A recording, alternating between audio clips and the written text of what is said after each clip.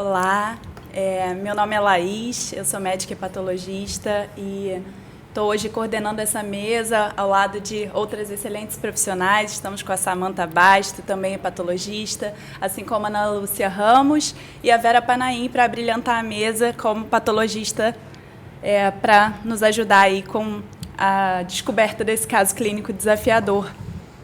Bom, temos uma paciente TCCJ, feminina, de 23 anos, natural de São Paulo, cabeleireira, procurou o hepatologista no Rio de Janeiro, em janeiro de 2021, após mudar-se de cidade, para seguir acompanhamento devido ao diagnóstico de síndrome de overlap, em que a suspeita era de uma CBP, uma colangite biliar primária, mais hepatite autoimune, em 2020. Em setembro de 2020, ela apresentou um quadro de náuseas, fadiga, associada a um prurido intenso. E a investigação laboratorial inicial evidenciou elevação de aminotransferases e enzimas canaliculares. A paciente foi então submetida à biópsia hepática em dezembro de 2020 para confirmação diagnóstica e após análise dos exames laboratoriais, de imagem e clínico.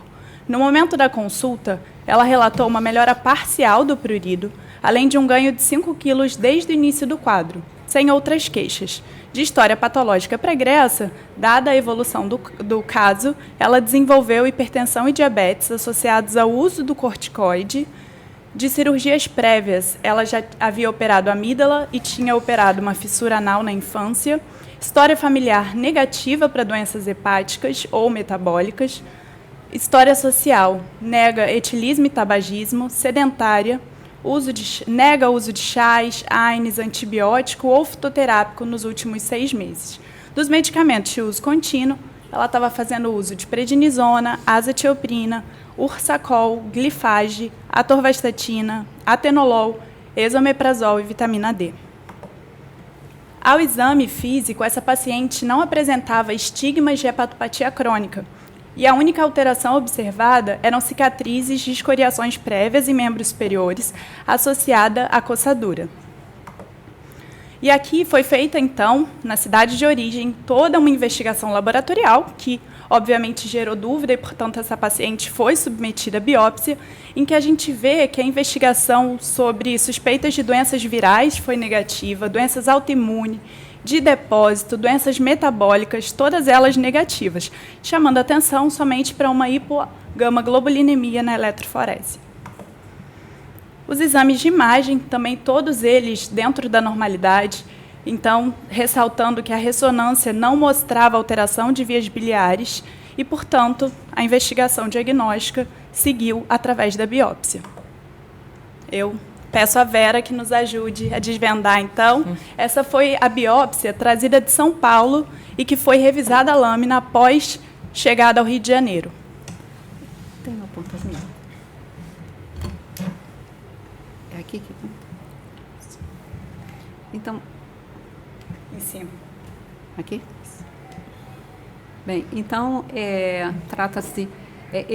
no quadro aqui, à nossa direita, está a revisão da lâmina. Então, essa lâmina, na verdade, eu tive a oportunidade de vê-la, mas não fui eu que fiz essa revisão, foi uma outra colega, onde nós observamos aqui na descrição uma fibrose portal e periportal com septos, ou seja, essa paciente já tinha uma fibrose, né, portal, já com septos, e um infiltrado inflamatório mononuclear leve, era um infiltrado inflamatório portal também, mas o que chamava atenção era a presença de alguns ductos biliares degenerativos ou atróficos.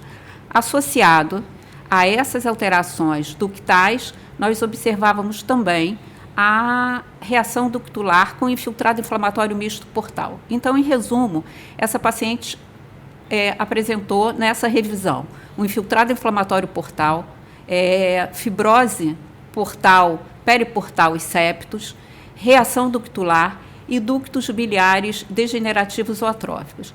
Então, essa coloração foi uma coloração de rotina, hematoxilina eosina, tricrômico de Masson, PAS e reticulina. Sendo que, nesta revisão, também foi realizada a pesquisa, vamos dizer assim, de um anticorpo, que é a citoqueratina 7. aqui não está presente nesse laudo, mas a citoqueratina 7, ela é um marcador imunistoquímico que ela é expressa em células, em colangiócitos, em células ductais, em condições especiais, né, até mesmo em alguns hepatócitos. Pois bem, nesse momento, a citoqueratina 7, ela foi evidente em alguns ductos biliares, como aqui observou, aqui descrito, na própria reação ductular. Entretanto, ela evidenciou, vamos dizer assim, que não havia, em alguns ductos, em alguns espaços portas, não haviam ductos biliares, ou seja, alguns espaços portas estavam desprovidos de ductos biliares. Bom, a conclusão, nesse momento, foi de uma doença biliar, sem sinais de hepatite autoimune, ou seja, aqueles sinais clássicos de hepatite autoimune, né, como um infiltrado plasmocitário, uma necrose lobular intensa, um grande infiltrado inflamatório, com hepatite de interface, roseta, nós não evidenciamos nesse momento. Então, a imuno, esse laudo, volto a frisar, foi um laudo elaborado por outro colega, nós não mudamos esse laudo, de provável doença ductular. Então, a gente vai dar continuidade, mostrando como foi a evolução laboratorial dessa paciente. Então, ela chega, né, na abertura do quadro, ainda, antes de qualquer tratamento proposto, ela via uma elevação mista de enzimas, né, com predomínio de enzimas canaliculares, e após a realização da biópsia, ainda quando havia uma suspeita de uma síndrome de overlap, foi instituído o tratamento com monoterapia com corticoide em abril de 2021, seguido do acréscimo da azatioprina com ursacol. E a gente consegue ver que essa paciente, dados os ajustes de dose, ela não apresentou melhora por completo do padrão de enzimas, né, tendo uma melhor resposta após o acréscimo do ursacol. E o que aconteceu foi que, em meados de 2020, ela começa a apresentar efeitos colaterais associados ao corticoide. E, além disso, havia sido feita a revisão da lâmina no Rio de Janeiro, em que se tornou baixa a suspeita para uma doença autoimune. Então, foi proposto um rápido desmame do corticoide associado à retirada por completo da azatioprina, seguindo com o ursacol, feito o acréscimo do bezafibrato, e a gente vê que essa paciente, então, nunca apresentou uma melhora completa laboratorial. Aqui seriam outros exames mais relevantes, mostrando só como era o comportamento dessa paciente. Então, aqui seria um resumo do quadro, mas de maneira rápida, só exemplificando que ela não havia tido melhora completa do laboratório. Bom, dada a continuidade, a ausência de melhora completa, foi optado em julho de 2023 por a realização de uma nova biópsia. Deixa eu só comentar antes, então, quer dizer, na realidade era uma doente que foi interpretada como uma síndrome de overlap, mas ela não tinha hipergamaglobulinemia inicialmente, né? Ela não tinha o predomínio de hepatite sobre a colestase, era praticamente um aumento igual, tanto das transaminases quanto das enzimas canaliculares, né?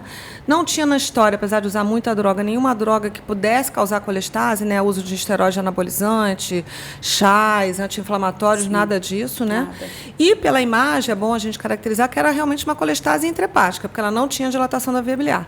Então, na realidade, apesar de ter sido interpretada como um overlap, ela não tinha, e tinha todos os marcadores negativos, tanto o AMA como o GP210 e o SP100. SP100 negativos. Então, assim, realmente ela não tendia nem para um lado, nem para o outro lado, né? Eu não sei se inicialmente, eu vendo essa paciente, eu não sei se talvez eu deixasse ela só com sacol, inicialmente com aquela primeira biópsia. Então, assim, acho que realmente tinha que fazer uma segunda biópsia, porque realmente, com dados clínicos e laboratoriais, ela não tendia, não era para overlap, ela não tendia nem para um lado nem para o outro lado. Mesmo aquela paciente que flutua, né, que a gente sabe que o overlap ele pode se manifestar de um lado como hepatite autoimune ou como colangite biliar, mas mesmo naquele momento ela não parecia ter uma hepatite autoimune configurada. Além de tudo, a doente fez para efeito do corticoide. E nem a CBP também, né? Então, super indicada essa nova biópsia. Nova biópsia. Bem, então, Peraí, novamente aqui. Nós podemos ver aqui um espaço-porta, veja um espaço-porta incompleto. Esse é um espaço-porta que tinha mais infiltrado inflamatório, foi esse mesmo que eu fotografei. Veja um infiltrado inflamatório, que ele é basicamente linfocitário. Nós não observamos aqui ducto biliar, vejam um infiltrado. Aqui um outro espaço-porta, vejam sem ducto biliar, mas vejam praticamente sem infiltrado inflamatório. Eventualmente, o infiltrado inflamatório em algumas áreas, ele até extravasava para o parênquima, vamos dizer, periportal, mas sem configurar uma hepatite de interface clássica, daquelas que a gente observa na hepatite autoimune. Vera, o ducto biliar está onde aí na área que não você está. tem? Não, você não vê nenhuma... Nenhum. O que tem aqui, ó, deixa eu mostrar aqui. Peraí. Aqui, né, aparentemente é um ducto, é uma reação ductular, tá? Que depois a gente vai evidenciar melhor. Adiante. Pois bem, essa coloração é uma coloração pelo picrocílios vermelho. Vejam, já observamos uma expansão do espaço-porta, tem alguma fibrose, um infiltrado inflamatório. Aqui a gente observa bem um pouquinho essa área aqui, um infiltrado inflamatório já extravasando o espaço-porta. Aqui um espaço-porta também, com infiltrado inflamatório. Vejam aqui já formando um septo. Essa coloração aqui é a reticulina. Vejam aqui, essa área seria um espaço-porta expandido, aqui já com septo. Observem, ela tem uma discreta dilatação sinusoidal, que pode correr por conta da azatioprina que ela fez. Aqui um espaço-porta também. Aqui um outro espaço-porta. Aqui esse é o espaço-porta mais expandido. Vejam, vai bem fazendo esses septos, né? Bem alargado. Tem esse depósito de colágeno.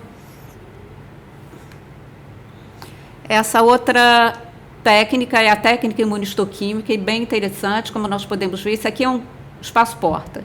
Vejam, aqui a gente deveria ter um ducto que ele estaria nessa coloração acastanhada aqui.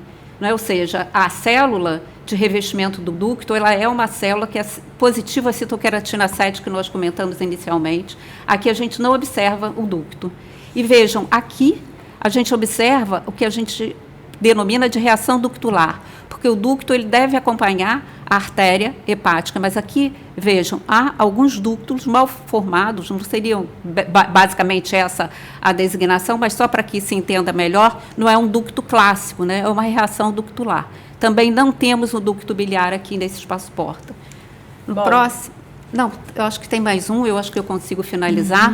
Um outro dado também que falaria a favor de uma colestase, que vejam aqui a gente não tem ducto biliar, os hepatócitos, vejam, hepatócitos que se marcam, né, corados ou marcados pela citoqueratina 7, são hepatócitos que eles passam a ter um fenótipo intermediário entre a célula hepatocitária, né, e a célula ductal. Então, são chamados hepatócitos intermediários, e isso é um sinal de colestase. Embora a gente não tenha visto a colestase clássica como pigmento biliar, né, isso denota uma colestase crônica também.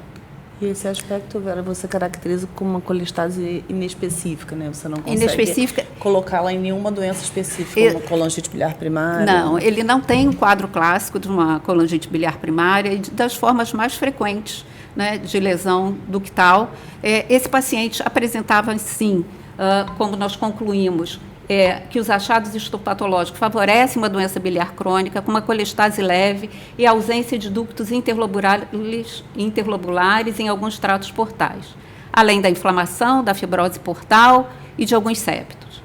Bom, a caracterização da ductopenia está prejudicada pela incompleta representatividade portal, mas a gente não observava ductos em alguns espaços portas, como nós demonstramos, e que as alterações não seriam suficientes para a gente caracterizar a colangite, uma subposição, né, entre colangite e hepatite autoimune, e o exame imunistoquímico nós já mostramos. E essa foi a informação clínica. Agora você vê a importância da gente discutir um caso direto com a patologista, né? É muito enriquecedor. Como muda, né? A impressão que dá, Vera, que realmente o que chama a atenção é essa ductopenia. Né? Você acha que isso poderia ser um estágio inicial de uma colangite biliar primária? Porque, assim, para nós clínicos, ductopenia ou é Venest síndrome, que a gente vê pós-transplante, ou é um caso de cirrose biliar primária? O estágio inicial, porque os estágios iniciais da colangite biliar primária não é ductopênico. É uma agressão ao ducto, você vê o ducto, você tem a chamada lesão ductal florida, que seria o primeiro estágio, e nessa fase, já com fibrose, seria no mínimo aí um F3 para essa paciente. Ela já teria, veja bem, essas lesões mais características, embora não patognomônica, da colangite biliar primária, elas tenderiam a desaparecer, né? Então, mas junto, então assim, seria a colangite clássica que a gente chama, com lesão ductal florida, com granuloma, é uma lesão já das fases iniciais. Então, num paciente cirrótico, é mais difícil de ser encontrado. E a CBP tem essa dificuldade, né? Se a gente não tem o achado histológico patognomônico, você está dizendo que não mas que a gente acaba considerando, a gente tem que fechar o diagnóstico no contexto geral. E essa paciente também não fecha tudo, né? E aí eu te pergunto, Samantha, tem espaço para teste genético? Qual o benefício? Então, acho que esse caso, ele com certeza tem, né? Eu acho que a gente não tinha essa ferramenta alguns anos atrás. A gente está começando a usar na prática. Esses testes estão começando a se tornar cada vez mais difundidos e ainda não acessíveis, mas já acessíveis a uma determinada população. Eu acho que, sem dúvida, esse caso mereceria um teste genético, porque a gente tem que pensar em PFIC também, que é a colestase familiar, né, progressiva. Sim. E algumas formas de PFIC, especialmente a PFIC3, que incide mais no adulto, a gente acaba vendo enquanto hepatologista não pediátrico, né? E ela pode também cursar com perda dos ductos. Então, acho que o teste genético poderia ajudar bastante nesse caso, né? A PFIC a gente também pensa quando a gente tem a história de colestase gestacional, que ajuda a gente a raciocinar. Então, acho que seria um diagnóstico diferencial importante, porque a CBP AMA negativa, ela já é uma porcentagem muito pequena, 90% das CBPs tem uma os outros positiva. marcadores também negativos. Com todos os outros marcadores, você fica com 5% uma doença rara com uma manifestação atípica. Então, a gente não espera encontrar. Pode acontecer? Pode. Mas a gente não espera encontrar isso tão frequentemente no dia a dia, né? É importante também fazer o teste genético, porque essa paciente já tem septo porta a porta, quer dizer, aos uma paciente seria já evoluindo com uma cirrose biliar secundária. Exato. Né? Porque ela já tem mais de 6 meses de colestase, que é o que a gente vê, né? Então, eu acho que estaria super indicado. Eu acho só uma observação, a colangite biliar primária, AMA negativo, histologicamente, o quadro é igual a um quadro do paciente AMA positivo. Então, quer dizer que... Para vocês não faria diferença. A evolução dela, Laís. Bom, então só para concluir, essa paciente não apresentou uma normalização completa dos exames laboratoriais. Hoje ela segue em terapia. O que reforça, né, que não é nenhum nem outro, né? Ela não melhorou com nada, né? Ela retorna, né, agora em março de 2024, né, com ausência de melhora completa, ainda com a manutenção do prurido e da fadiga e com relato de uma gravidez com 8 semanas, ainda sem consulta com pré-natal. Isso leva a um segundo questionamento e mais tempo para a gente discutir bastante, né, de como é a manifestação de doenças biliares aí crônicas na gravidez. Mas acho importante aquilo que Samantha falou, né, que se ela fizer realmente colestase da gravidez, é mais ou menos mais um fator para a gente pensar em PFIC. Né? Talvez ajude, a gravidez vai acabar ajudando no diagnóstico da doença. Obrigada, gente. Foi muito ótimo. Obrigada. Vera, obrigada. Obrigada. Faz diferença conversar diretamente com o patologista. É verdade. Obrigada.